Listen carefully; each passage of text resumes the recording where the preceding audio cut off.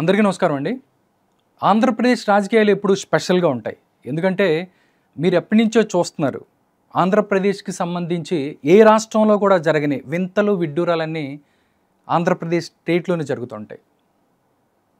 ఒక్కసారి మీరు చూసినట్టయితే ఆంధ్రప్రదేశ్‌లో గుంటూరు జిల్లాలో తక్కెళ్ళపాడు అని ఒక గ్రామం ఉంది. అక్కడ ఎన్టీఆర్ అభిమానులు ఎవరైతే ఉన్నారో ఎన్టీఆర్ విగ్రహాన్ని అక్కడ ప్రతిష్ఠించాలని చూశారు. అంటే వాళ్ళు ఎన్టీఆర్ విగ్రహాన్ని ప్రతిష్ఠిస్తే ఓకే. కానీ కృష్ణుడి రూపంలో ఉన్న ఎన్టీఆర్ విగ్రహాన్ని అక్కడ ప్రతిష్ఠించాలని చూశారు. గత వారం రోజులుగా దీనికి సంబంధించే అంతా నడుస్తుంది. సోషల్ మీడియాలో దీనికి సంబంధించి వివాదం చెలరేగుతుంది.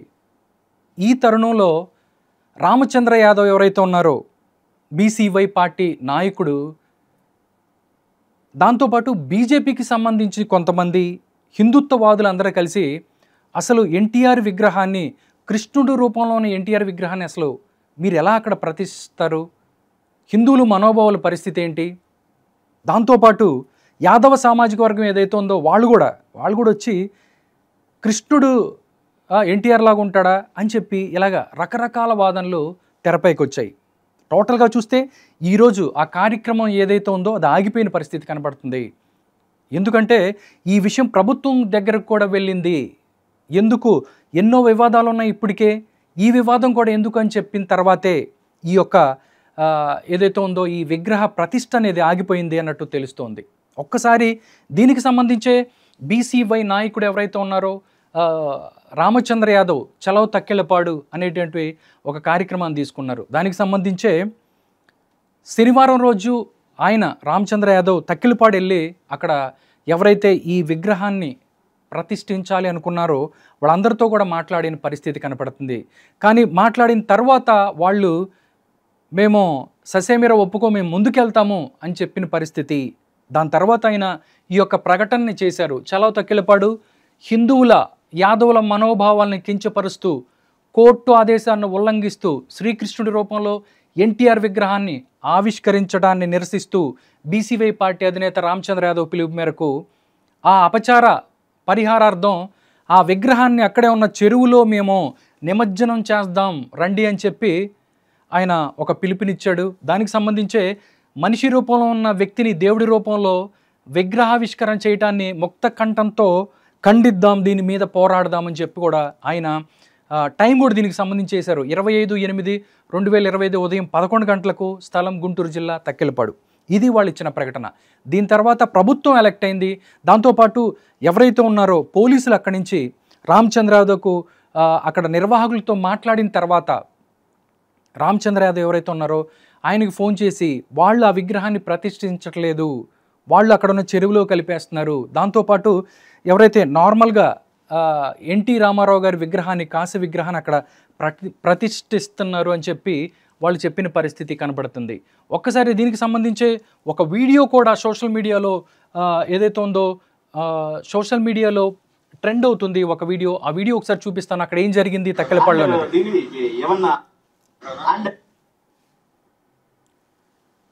దీనికి సంబంధించి ఒక వీడియో, అంటే ఆయన శనివారం రోజు అక్కడికి వెళ్ళి మాట్లాడినప్పుడు అక్కడ ఎవరైతే నిర్వాహకులతో మాట్లాడారో ఆ వీడియో కూడా సోషల్ మీడియాలో తిరుగుతుంది. ఒకసారి ఏం మాట్లాడారు ఏంటని చూద్దాం.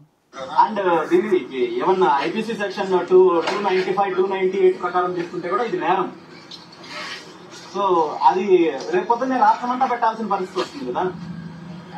అది అందరికీ ఇబ్బంది కదన్నా. ఎన్టీఆర్ విగ్రహం పెట్టుకోవడంలో ఇబ్బంది లేదు. ఆయన పైన అభిమానం ఉన్నప్పుడు ఎవరైనా పెట్టుకోవచ్చు, దానికి కాదని కానీ.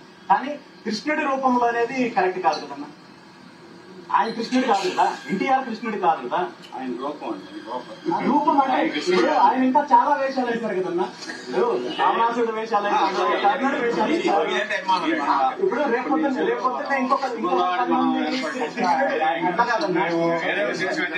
కృష్ణుడి వేషము ఇంకా 10 మంది కూడా వేస్తారు. ఇప్పుడు వాళ్ళందరినీ కూడా ఇవి తీసుకొని వస్తే అసలు దేవుడిని పూర్తి కించపరిచినట్టు అవుతుంది. అంటే ఆయన ఒక వాదన తీసుకొచ్చాడు. నిజంగా అది కూడా నాకు కరెక్ట్ అనిపించింది. ఏంటంటే రకరకాల నటులు అందరూ రకరకాల దేవుళ్ళు వేషాలు వేస్తారు. శ్రీ మంజునాథ్ చూస్తే మెగాస్టార్ చిరంజీవి గారు శివుడి వేషం వేశారు కాబట్టి శివాలయాల్లో తీసుకెళ్ళి ఆయన విగ్రహం పెడతారా, ఆయనలాగా శివుణ్ణి పెడతారా అని చెప్పి ఆయన మాట్లాడుతున్నారు. దాంతోపాటు రమ్యకృష్ణ గారు అమ్మోరులాగా దేవతలాగా చాలా సినిమాలు చేశారు, ఆవిడ లాగా మీరు చేస్తారా అంటే దీనికి అని చెప్పి ఆయన ప్రశ్నిస్తున్నారు. ఇంతకుముందు ఖమ్మంలో జిల్లాలో కూడా ఇలాంటి సంఘటనే జరిగింది. అక్కడ ఖమ్మం జిల్లాకు సంబంధించిన ఎవరైతే బీఆర్ఎస్ నాయకులు ఎవరైతే ఉన్నారో పువ్వాడ అజయ్ కుమార్, ఆయన ఖమ్మంలో ఎన్టీఆర్ కృష్ణుడి విగ్రహాన్ని కూడా ఇలా ప్రతిష్ఠిస్తాం అని చెప్పినప్పుడు అక్కడ బీఆర్ఎస్ నాయకులు దానికి సంబంధించి కోర్టుకు వెళ్ళిన పరిస్థితి. వాళ్ళు కోర్టు కూడా దీని మీద ఇలా చేయకూడదు, మనోభావాలని దెబ్బతీయకూడదని చెప్పి వాళ్ళు ఆపేసిన పరిస్థితి కనిపిస్తుంది.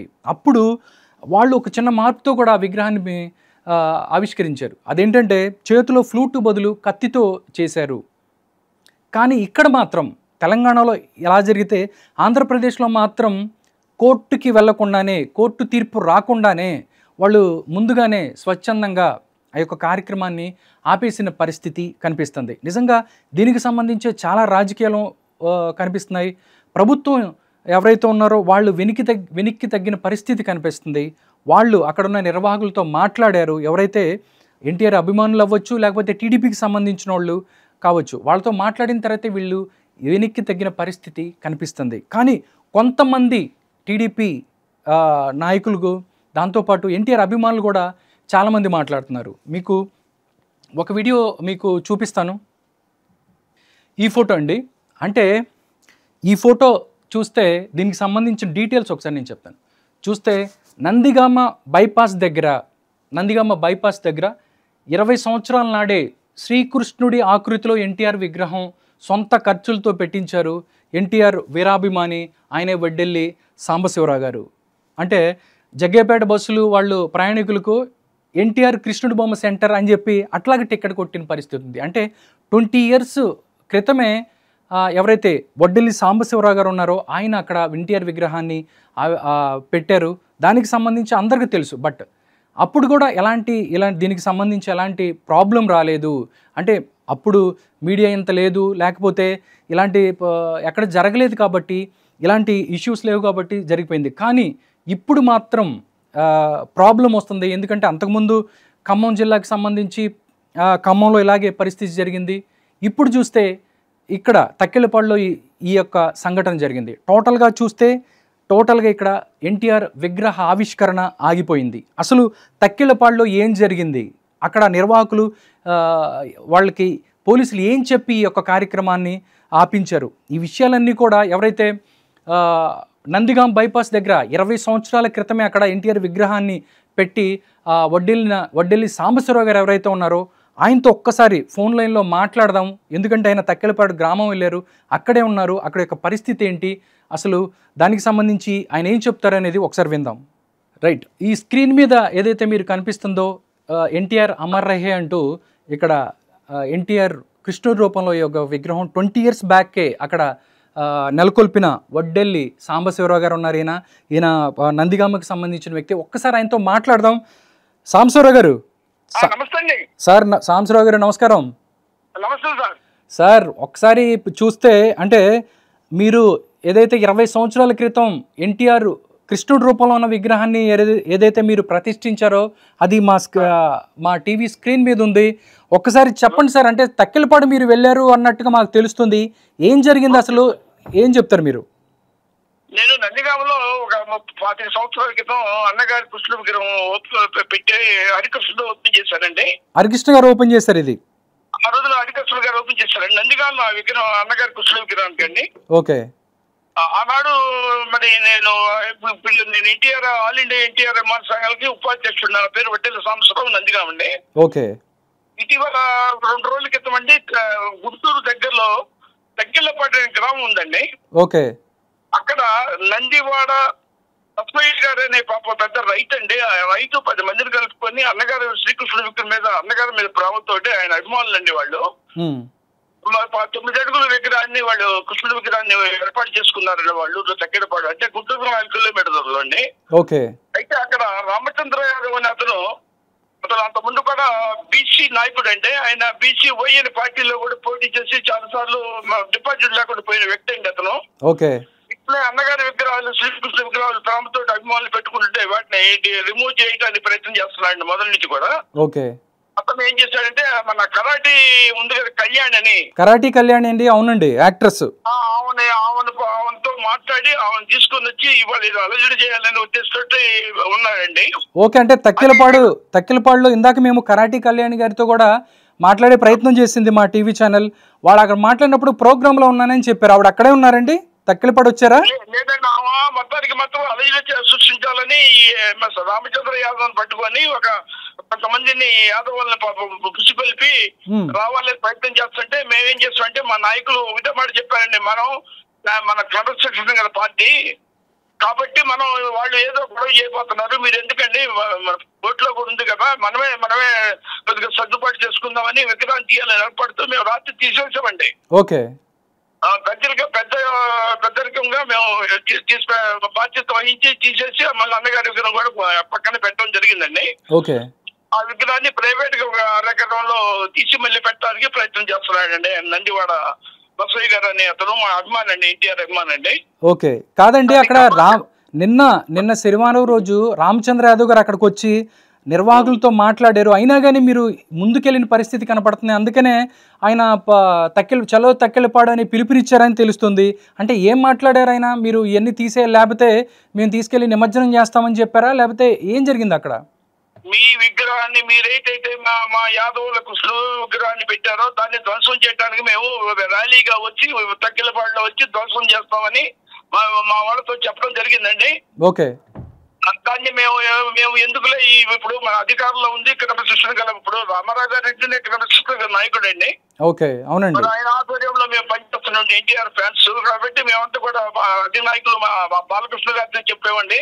ఓకే. బాలకృష్ణ గారు కూడా బాధపడుతూ మరి ఏం చేద్దాం, సంవత్సరం కోర్టులో ఉంది కదా, మీరు మనమే మెట్టు తగ్గుదామని బాలయ్య బాబు కూడా చెప్పడం జరిగిందండి. బాలయ్య బాబు గారితో మీరు మాట్లాడారండి? బాలకృష్ణ గారు మాట్లాడారు మీతో ఫోన్ లో?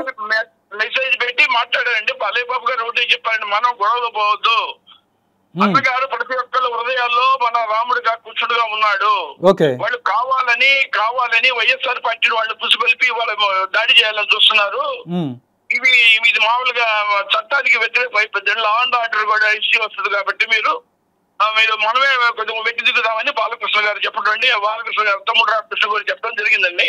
కాబట్టి మేము రాత్రి విరమించుకొని విగ్రహాన్ని వేరే చోట ప్రదర్శించి తీసుకుని అక్కడ ప్రదర్శించాలని రెడీలో ఉన్నామండి.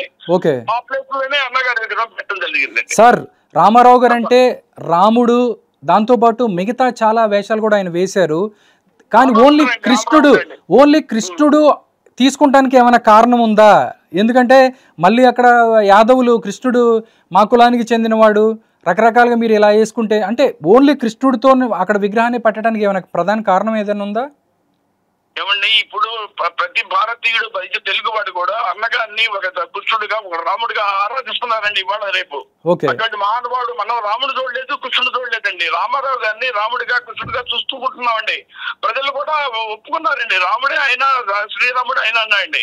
ఇప్పుడు ఏళ్ళకే మంచిది కదా, ఇప్పుడు యాదవ సోదరులకే మంచిది కదండి.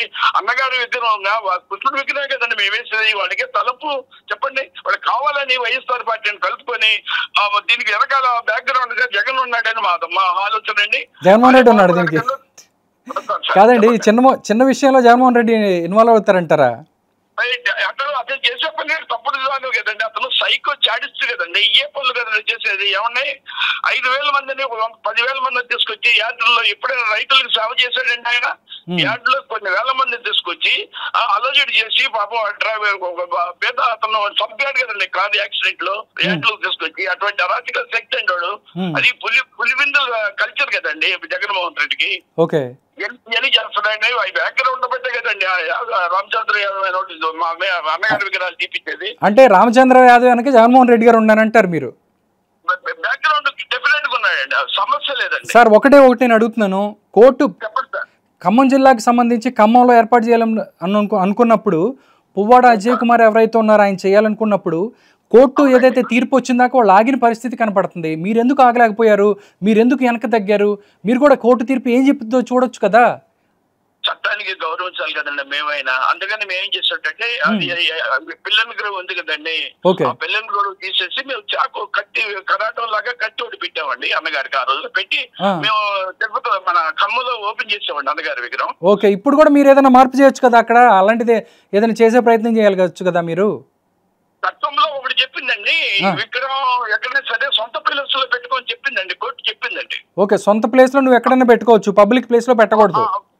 ఒక రైతు అండి అరగర ఇచ్చారండి, దాంట్లో అన్నగారి విగ్రహం ఏర్పాటు చేస్తున్నామండి. అన్నగారి విగ్రహం, కృష్ణుడి విగ్రహం డెఫినెట్ పెడతామండి. ఎందుకంటే మా ఆరోగ్య దైవం అండి, మా ఇంటి వెళ్ళవెలుపు, మా కంటి వెలుగండి అన్న ఎన్టీఆర్ గారు. తప్పకుండా అభిమానులందరూ ఏకమయ్యానండి, ఆంధ్ర తెలంగాణ అభిమానులందరూ ఏకమై శోక సముద్రంలో ఏడుస్తున్నామండి వాళ్ళు చేసిన పనికి. ఓకే, కాదండి, చిన్న విషయం కదా, అంత బాధపడుతున్నారా? అంటే మీరు మాకు దేవుడు లేడండి, మాకు ఒక ఎన్టీఆర్ నందమూరి తారక విశ్వవిఖ్యాత నట సార్వభౌముడు నందమూరి తారక అక్కడే ఉన్నారండి మాకు. ఓకే, అక్కడ మీరు ఎన్టీఆర్ నార్మల్ విగ్రహాన్ని, కాంస విగ్రహాన్ని అక్కడ ప్రతిష్ఠిస్తారు అని తెలుస్తుంది. మీరు అది కార్యక్రమం జరిగిందా, లేకపోతే జరపడానికి మీరు ఆల్రెడీ మీరు అక్కడ ఓపెన్ చేస్తారా విగ్రహాన్ని? అది అయిపోయిందండి, అన్నగారిది మామూలు విగ్రహం పెట్టిస్తామండి. మామూలు విగ్రహం పెట్టారు. ఓకే, పెట్టేస్తామండి. ఇప్పుడు ఎన్టీఆర్ కృష్ణ విగ్రహం దగ్గర ఒక రైతు ఇస్తున్నాడండి పాపం. ఓకే, ఒక రైతు ఇస్తున్నారు, అక్కడ మీరు అక్కడ పెట్టుకోవచ్చు, మీకు ఇబ్బంది ఏం లేదంటారు. పెట్టి చంద్రబాబు నాయుడు, బాలకృష్ణ గారిని, లోకేష్ గారిని పిలిపిస్తున్నాండి. ఎన్టీఆర్ అధ్యక్షుడిగా నేను కూడా వస్తున్నానండి. ఓకే, టోటల్ గా అయితే ఇప్పటి వరకు అయితే ఈ వాదం సద్దుమరిగింది అంటారు అంతే. మరి మీరు తీసేస్తాం కదండి వాళ్ళతో, ఎందుకండి వాడు జగన్ బ్యాక్గ్రౌండ్ ఇదే పనులు చేస్తున్నాడు కదండి. మరి అరాచక శక్తులు లా అండ్ ఆర్డర్ ఇదవుతుంది కదండి, మాకు పాటు పరుస్తుంది కదా బాబు గారి పేరు మీద, చంద్రబాబు గారికి. ఓకే ఓకే ఓకే అండి, థ్యాంక్ యూ అండి వడ్డేలి సాంబశివరావు గారు. ఎందుకంటే మీరు అంటే అంతకుముందు 20 సంవత్సరాల క్రితం మీరు పెట్టారు, అప్పుడు మీకు ఇలాంటి ఇష్యూలు ఏం రాలేదండి అప్పుడు? ఏం లేదండి, హరికృష్ణ గారిని తీసుకొచ్చి ఓపెన్ చేసామండి ఆ రోజున. ఓకే, ఏం లేదండి, వీడు కావాలని జగన్ వచ్చిన తర్వాతనండి సాగారు అరాచకాలు రాష్ట్రంలో పెట్టి నాన్న బాధలు పెట్టేస్తారు. ఓకే ఓకే ఓకేనండి, థ్యాంక్ యూ సో మచ్ అండి. ఫోన్ లైన్లోకి వచ్చి తక్కిలపల్లి అసలు ఏం జరిగింది, దీని బ్యాక్గ్రౌండ్ ఏంటనేది మీరు మాకు తెలియజేసే ప్రయత్నం చేశారు. Thank you so much Sambasivarao గారు. నన్ను పిలిచి ఇంటర్వ్యూ తీసుకున్నందుకు మీ ఛానల్ కి నా ధన్యవాదాలు తెలియజేస్తున్నాను. ఆల్ ఇండియా అభిమాన సంఘాల తరపున మీకు ధన్యవాదాలు తెలియజేస్తున్నాండి. ఓకే ఓకే, జోహార్ ఎన్టీఆర్ అమర్ రహే. ఇది అండి, ఎవరైతే ఎన్టీఆర్ ఫ్యాన్స్కు సంబంధించి అభిమాని ఉన్నారో ఆయన వడ్డేలి సాంబశివరావు గారు, ఆయన ఫోన్ లైన్లోకి వచ్చి అసలు ఏం జరిగిందని చెప్తున్నారు. అంటే ఆంధ్రప్రదేశ్కి సంబంధించి ప్రతి ఒక్కదానికి కూడా ఏదైనా చిన్న జరిగినా కానీ ఆయన చెప్తుంది ఏంటంటే ఎవరైతే రామచంద్ర యాదవ్ ఉన్నారో ఆయన వెనక జగన్మోహన్ రెడ్డి ఉన్నారు అని చెప్పిన పరిస్థితి కనపడుతుంది. కానీ కోర్టుకి సంబంధించి కూడా వాళ్ళు ఉన్నారా లేదా అనేది పక్కన పెడితే భక్తుల మనోభావాలు అవ్వచ్చు, ఆయన చెప్పింది కూడా కరెక్టే. కోర్టులు ఎవరికి వాళ్ళకి ఇష్టమైనట్టు వాళ్ళ హీరోల ఫేస్లు అవి ఇవి పెట్టుకొని విగ్రహాలు పెట్టేసి అవి చేయటం కూడా కరెక్ట్ కాదని కోర్టు చెప్తుంది. కోర్టుకు సంబంధించి ప్రతి ఒక్కళ్ళు కూడా న్యాయానికి, దాంతోపాటు చట్టానికి లోబడే ఉండాలి. దాంతోపాటు ఇలాంటి చేయటం వల్ల మిగతా వాళ్ళు ఇంకొకటి చేసే అవకాశం ఉంది కాబట్టి ఇవన్నీ కరెక్ట్ కాదు అని చెప్పి కోర్టు కూడా అలాంటి చెప్పే అవకాశం ఉంది కాబట్టి వెనక్కి తగ్గినట్టు తెలుస్తుంది. టోటల్గా చూస్తే ఇలాంటి సున్నితమైన అంశాలు ఏదైతే ఉన్నాయో ఆంధ్రప్రదేశ్లో దేవుళ్ళు దీనికి సంబంధించి అంటే అంతకుముందు చూస్తే ఒక్కొక్క కులాలు ఒక్కొక్క రాజకీయ నాయకుని ఓన్ చేసుకున్నాయి. కమ్మ సామాజిక వర్గం తీసుకున్నట్టయితే ఎన్టీఆర్ గారిని, కాపు సామాజిక వర్గం చూసినట్టయితే వంగవీటి మోహన్ రంగా గారిని, దాంతోపాటు ఇలా రకరకాలుగా రెడ్డి సామాజిక వర్గం వైఎస్ రాజశేఖర రెడ్డి గారు, ఇలా చీలిపోయిన పరిస్థితి. అంటే నాయకుల్ని ఓన్ చేసుకునే పరిస్థితి నుంచి దేవుళ్ళు కూడా ఓన్ చేసుకునే పరిస్థితి ఆంధ్రప్రదేశ్ రాజకీయాల్లో రావటం నిజంగా ఎందుకంటే కృష్ణుడు మా కులము, లేకపోతే ఏకలవ్యుడు చూస్తే ఏకలవ్యుడు ఎరుకలే కాబట్టి ఆయన మా కులానికి సంబంధించిన వ్యక్తి అని చెప్పి మనోభావాలు ఇవన్నీ కూడా బయటకు వస్తున్న పరిస్థితి. ఏదేమైనప్పటికీ ఇలాంటి సున్నితమైన అంశాలని చాలా జాగ్రత్తగా ముందుకెళ్ళాలి ప్రభుత్వాలు కానీ, లేకపోతే ఇలాంటి ఏదైతే రాష్ట్రంలో ఇలాంటి సంఘటనలు జరిగి ప్రజల మధ్య పొరపచ్చాలు వచ్చే అవకాశం ఉంది. కాబట్టి ఇలాంటి ఇష్యూస్ని చాలా స్మూత్గా డీల్ చేయాల్సిన అవసరం ప్రభుత్వాలకు ఉంది.